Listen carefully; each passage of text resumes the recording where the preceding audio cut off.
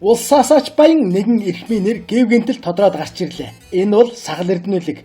Хүнийг нь бол бид мэдэхгүй, нэр төдий сахалтай хүний зураг сүүлийн хэд хоног монголчуудын нүдэнд хоногчлоо. Эрдэнэт үйлдвэрийн 49% худалдаж авсан Тамтаггүй баян энэ нэрийн тухай амтай өхөн шүүгж байна. Харин шинэ хуучин эрх баригчид төрийн өндөрлгүүд өндөр албан тушаалтнууд цагдаа тагнуулынхан нам гүм. Нямдарч Батсандан хоёроос өөр Эрдэнэтийн асуудлыг чин сэтгэлээсээ сөхөж ярих улс төрч байна уу энэ улсад?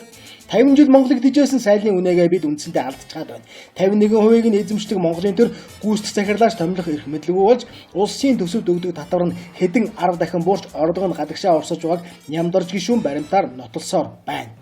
Хөтлийн цайментийн үйлдвэртэй байгуулсан 110 тэрбум төгрөгийн гэрээг харахад л бүх зүйл тодорхой болно. За Эрдэнэтийн асуудал бол тэртээ тэргүй мянганы лойр болсон гэдгийг бид мар харахгүй мэдж авлаа. Одоо харин энэ том лойрын эзэн хэмбэ гэдэг нь л үнэхэрийн тодорхойгүй үлдчихэд байна.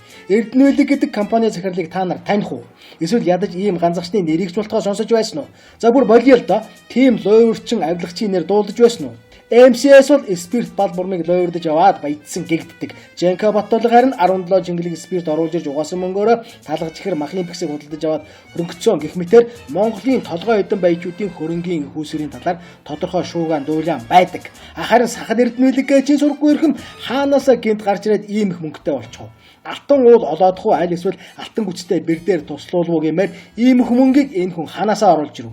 Монгол улс өөрөө авч дийлээгүй Эрдэнэтийн 49%-ийг худалдаж аваад хусчихлаа. Од жаргал Баттулга хоёр авчихсан бол хүмүүс нэг гайхгүй.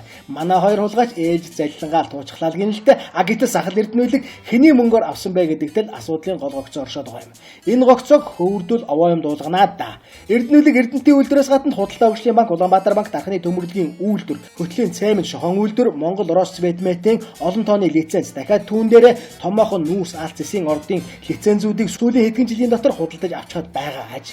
Сэтгүүлчийн хувьд хардаж хэлэхэд энэ бол Монголын мөнгө биш, дэлхийн мөнгө гэдэг нь тодорхой юм шүү. Харин цэвэр мөнгө мөн үү гэдгийг яагаад цагдаа тагнуулаас шалгахгүй байна. Террористуудын мөнгө ариун папын сүм рүү хүртэл орж угаагчаад байгаа цаг үе шүү дээ. Цустай мөнгөний үер Монголд орж ирээгүй гэх баталгаа байна уу? Ялангуяа Монгол банкны ерөнхийлөгчээр ажиллаж байсан Зол жаргалын үед арилжааны хэдэн банкуд дэндүү хяналтгүй даанч дураараа дөргсөн байдаг.